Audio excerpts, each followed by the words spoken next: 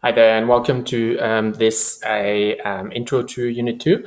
So now we're getting to the routine that will be the same for each unit. So I will introduce either through a screencast like this, or a PowerPoint, or video, or a combination of all. I'll introduce you to your readings and the questions that you have to deal with in the virtual form, and then we'll recap towards the end of the unit.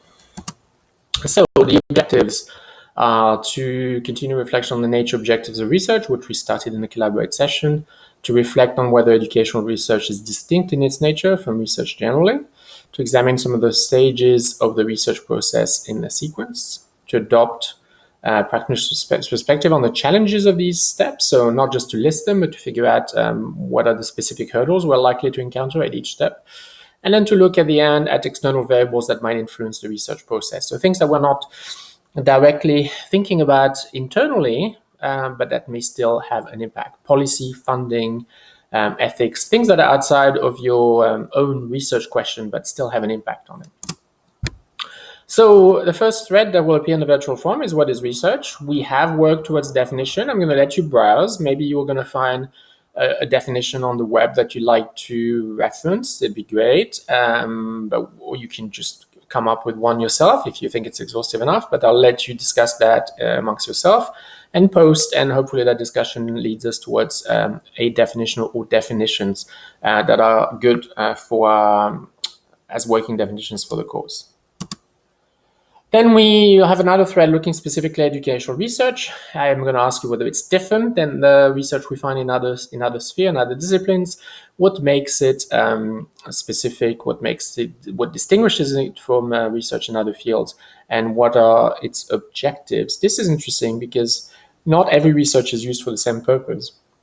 So in this thread, really think about when we do get findings, what do we do with them in the educational field, right?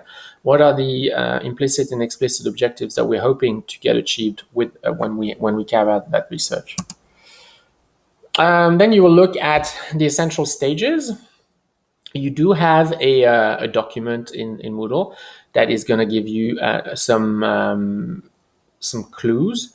But beware, it is not necessarily the same, the end on be all in terms of categorization. There are other authors who may offer other sort of suggestions in terms of the key stages. So you may want to browse around a little bit and then to come up with what you feel appeals to you.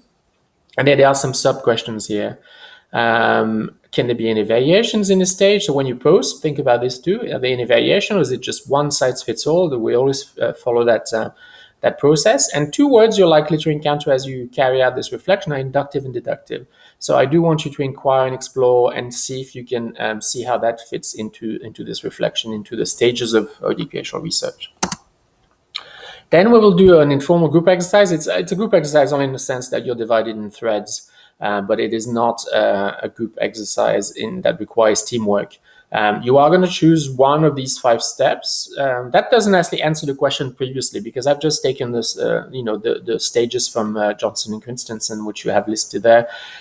It may not be the proposed, categories that we end up settling on, but at least just for the sake of the exercise, we've taken them straight from the Johnson and Christensen source. And I'm going to ask you for each of these stages what you feel are hurdles that we are likely to encounter as practitioners. All right, so we should have some short threads there.